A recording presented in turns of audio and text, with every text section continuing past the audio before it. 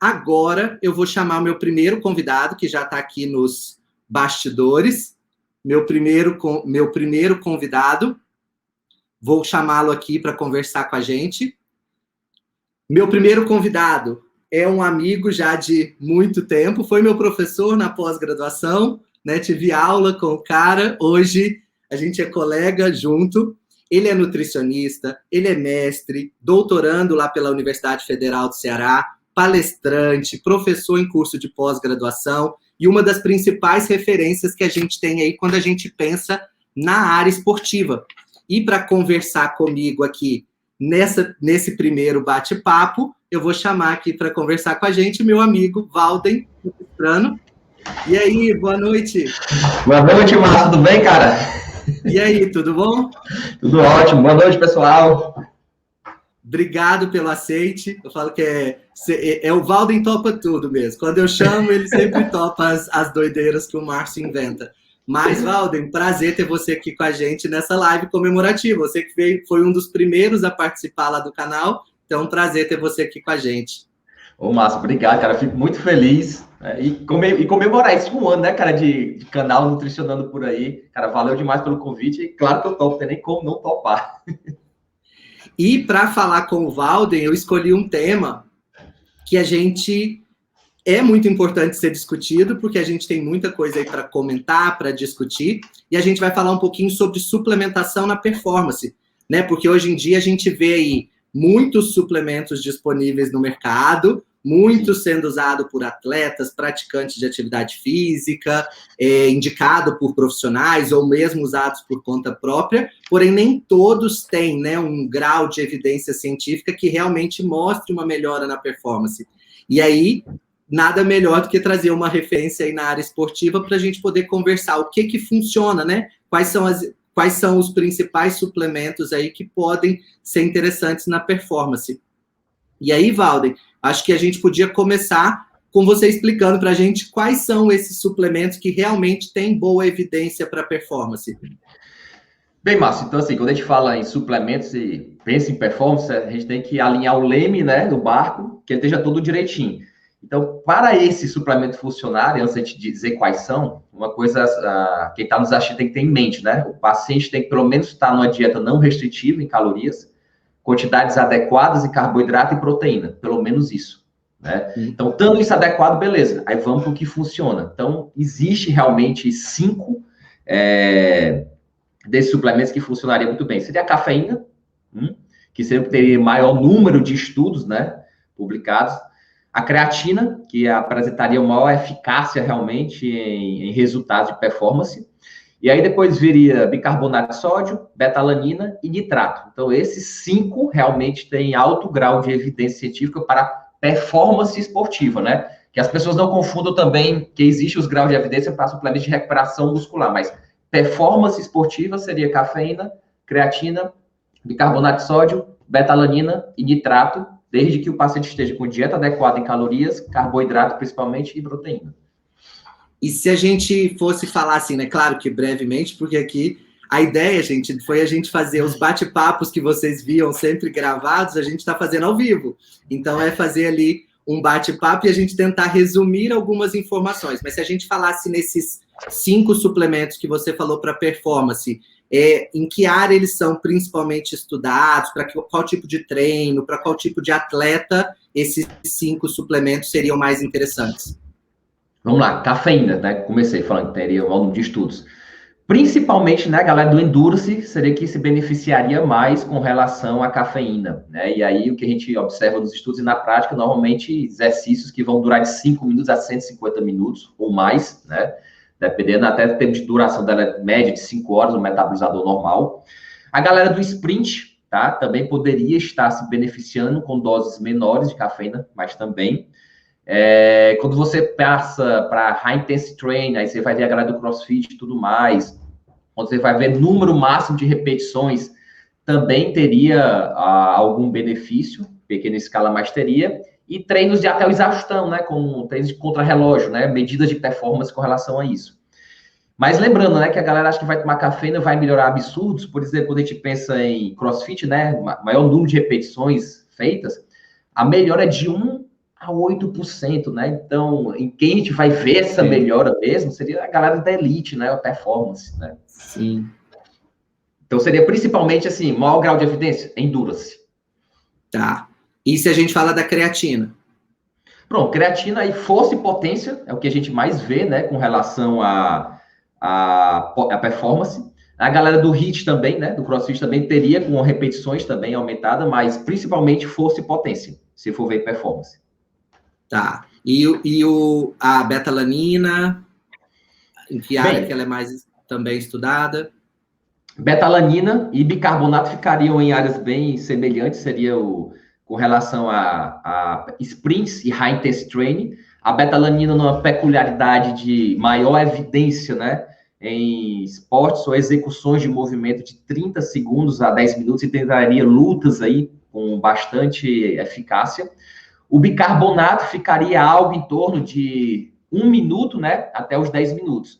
Mas a melhora de performance dele é muito pequena, né, Márcio? Que a gente vê é algo em torno de 0,2% a 3% de melhora em bicarbonato ou betalanina. Então, é muito pequeno.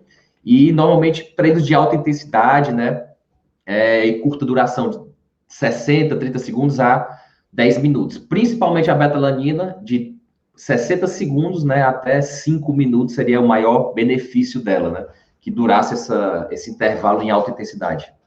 Sim. Você até mencionou da cafeína aí, né, para os exercícios de melhora. Eu até participei agora, recentemente, de uma banca de trabalho de conclusão de curso de um aluno do Valdo. O Valdo foi orientador também sobre cafeína no CrossFit, né? E realmente a gente vê essas diferenças, né? De ter, talvez, para alguns, para o atleta, uma melhora ali no número de repetições, mas também não é uma coisa assim tão absurda, igual as pessoas acham que é todo mundo tomando e acha, talvez o cara mal começou a treinar e acha que é a cafeína que vai resolver as adaptações dele, né? Até porque a gente fala que performance, o que dá performance mesmo é treino e dieta, né? O suplemento ele vem para agregar, mas a base é treino e dieta. É como eu falei no início, né? Se o curso tiver ocorrido do barco, ou seja, calorias adequadas, carboidrato adequado e proteína, então, e talvez esse suplemento vá sim melhorar essa performance, né? Desde que a dieta esteja adequada. E ainda tem outra, né, Márcio? Um outro ponto que a gente tem que levar em consideração é que às vezes as pessoas usam suplemento, até prescrito pelo próprio profissional, mas ele não tem o ponto de partida. Como é que foi o teste antes de tomar o suplemento e depois de um tempo utilizando, fez um outro teste para comparar? Muitas vezes nem compara, nem tem. Como é que você soube se o suplemento melhorou numa performance dele, né? Na prática clínica falando, né? Verdade, verdade. Porque tem que ter comparação, né? E é muito fator que influencia, né? São vários detalhes ali do dia a dia, de treinamento, de sono, é muita coisa que pode impactar ali na resposta de um suplemento. E, Valden, você mencionou que você falou que esses suplementos realmente são os que diretamente influenciam a performance, né? Mas tem, por exemplo, algum suplemento que indiretamente pode contribuir para a performance? Porque eu até falo muito, eu acabo, né, estudando muito nutrientes, aí o pessoal fica assim, quando eu estou lá na aula falando de vitaminas e minerais, o pessoal, isso vai dar performance? Gente, eu falo, você não vai achar nenhum estudo mostrando que tomar complexo B dá performance, não existe isso, né? Mas existem outros suplementos que talvez indiretamente possam contribuir para esse melhora de performance? Faltou só o nitrato, né, Márcio? Dos 5, né? Verdade, dos 5. O nitrato também entraria principalmente na questão de força contrátil, né, gente? E esporte de potência, high intensity training, né? Com duração de 12 minutos a 40 minutos. Ficando nesse intervalo aí, seria onde o nitrato teria boas melhoras no resultado de performance. Agora, com relação ao que o Márcio perguntou agora, se tem algum outro nutriente, né, ou suplemento que poderia entrar de forma indireta, na nutrição esportiva tem três micronutrientes bem importantes, né, que a gente fala, e uma vitamina, seria o ferro, cálcio e vitamina D. Esses três a gente tem que ficar bem atento, porque, assim, a sua deficiência pode, sim, trazer redução de performance, né, principalmente ferro, cálcio e vitamina D. Principalmente ferro, depois vitamina D, depois cálcio. Então, esses três são de bastante importância. E aí, lembrar, né? Não é suplementar que vai ter essa melhora, é você analisar, dosar isso, se está em níveis adequados. Está em níveis adequados, beleza. Se não está, então, sim, há que ajustar a dieta ou suplementar isso para poder tentar deixar esses níveis adequados no atleta. Os Até porque outros, são nutrientes, né, que vão impactar em metabolismo energético, em imunidade, né, em sono, em a questão óssea, pensando no cálcio, né, para aumentar risco de fratura, de lesão. que é bem comum nos esportes, né? Se Sim, a gente fosse entrar em REDS aqui, né, cálcio seria bem importante, cálcio e vitamina D. verdade. E os outros que E poderiam entrar, né, era o de, ômega 3, de forma indireta, né, uhum, e os antioxidantes, principalmente a tarde cherry, né, mas os antioxidantes de forma geral, mais no período competitivo, eles seriam bem-vindos, né, mas no período de base, de treinamento, etc e tal, não seriam bem-vindos, mas no competitivo sim seriam bem-vindos e atuariam de forma indireta nessa melhora da performance aí. que ajudaria também na recuperação, né, pós-competição também, né, já Sim. prepararia ali, esses acabariam ajudando nesse aspecto. E Valden, a gente vê, por exemplo, assim, eu já tenho alguns estudos que eles tentam meio que classificar os suplementos com uma cor, né, como se fosse um semáforo. Aí tem os verdes, que são em verde, que é aqueles que realmente já tem bastante evidência que melhora a performance. A gente tem os vermelhos, que realmente ou não tem evidência nenhuma, porque a gente também é cheio disso na nutrição esportiva, né, de suplemento que o povo acha que funciona e não funciona para nada, ou ainda tem pouca evidência, mas eles classificam como um intermediário, um amarelo ali, como se fossem aqueles que precisa de mais estudos, mas às vezes não tem ainda um número suficiente para realmente falar que é um suplemento que melhora a performance. Mas aí você, por exemplo, como professor, sua experiência prática, tem algum suplemento assim que você veja como que esse é um suplemento promissor. Talvez no momento a gente ainda não consiga afirmar, mas a gente já vê algumas evidências boas que talvez mostrem no futuro que seja um suplemento legal para performance? Sim, tem. A taurina. A taurina é um suplemento que ela está na berlinda, sim. Ela precisa de um pouco mais de estudos, principalmente para o endurance. Ela é um suplemento que talvez seja o próximo a entrar na lista desses 5, né? Seria o sexto suplemento. Seria a taurina na melhora do endurance. Ela mostra hoje em dia melhoras pequenas, tá? Em atletas de alto nível, mas necessitando de mais estudos. Então, se fosse para escolher um dos que estão na berlinda, a taurina seria provavelmente o próximo a entrar aí depois no Comitê Olímpico Internacional, a ser citado, né, como um suplemento promissor, ou depois, não, um suplemento realmente com eficácia. Sim, eu acho também que daqui a um tempo a gente vai ter aí suplementos que venham também, né? Eu acho que talvez precisa realmente de mais estudos, até porque também tem muito estudo que mostra efeito, mas quando você vai ver o desenho do estudo ainda não é aquele desenho perfeito, né? Igual esses outros que já têm muita evidência, são muito bem desenhados, às vezes quando você pega as evidências, né? Exatamente. Então, se pensar em performance, tem esses, né? Se pensar em que possa ajudar a performance, a gente entraria nos de recuperação muscular. Aí vai ter alguns Uhum, outros aí, que seria L-citrulina, como eu falei, a vitamina D, o ômega 3, sim.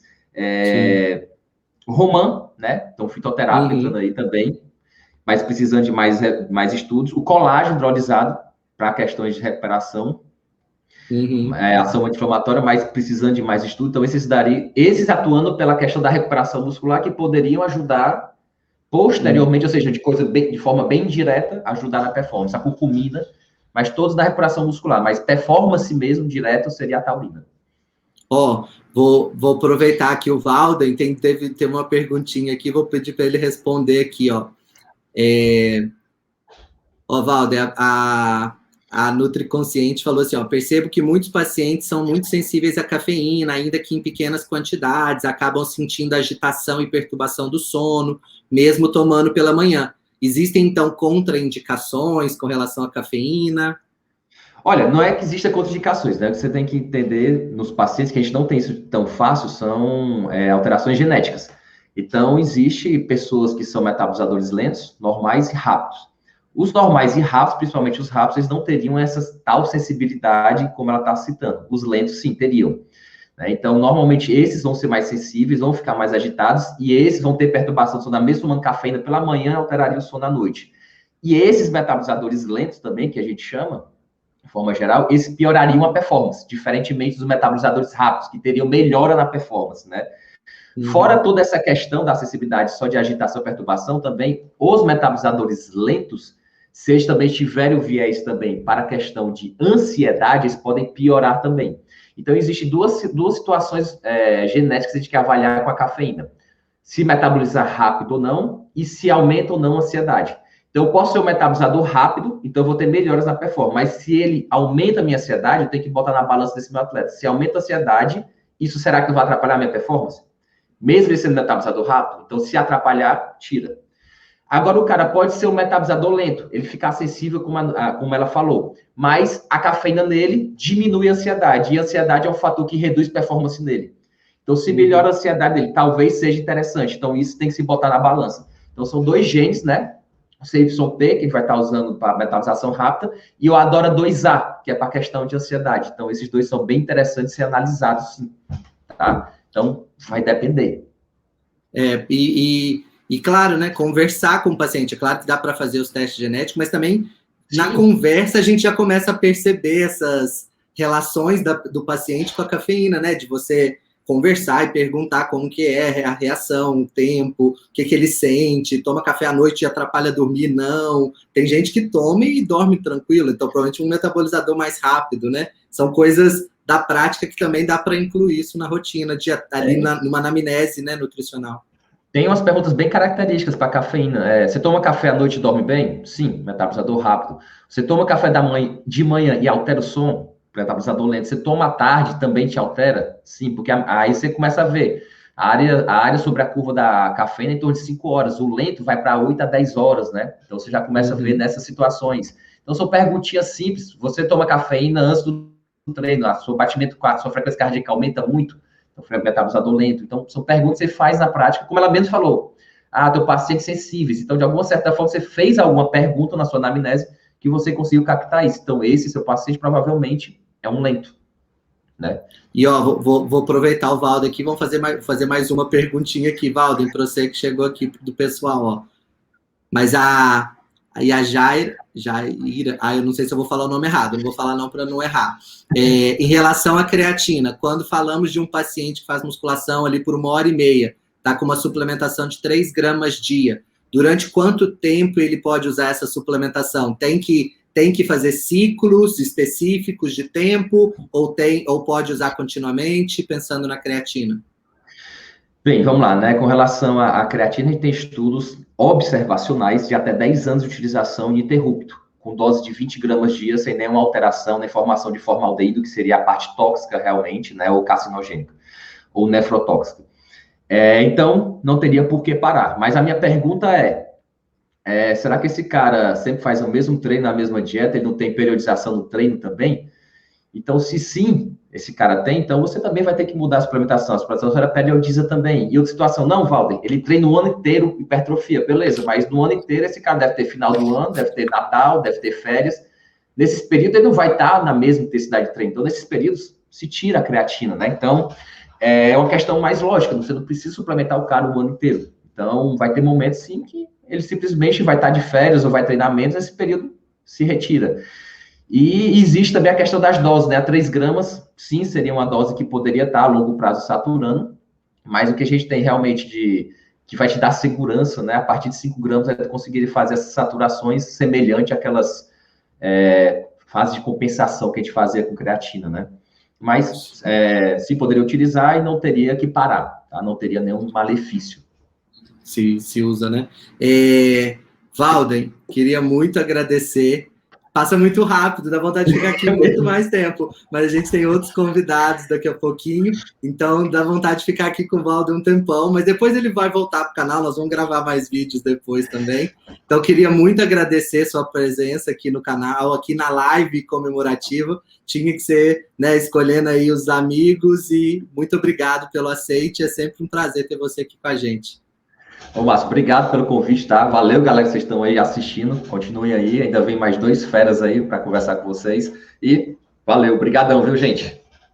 Pessoal, ó, lembra, segue o Valden lá nas redes sociais, que o Valden sempre está com cursos na área de nutrição e crossfit. Então acompanha lá. E Valden, brigadão, viu? Foi um prazer ter você aqui com a gente.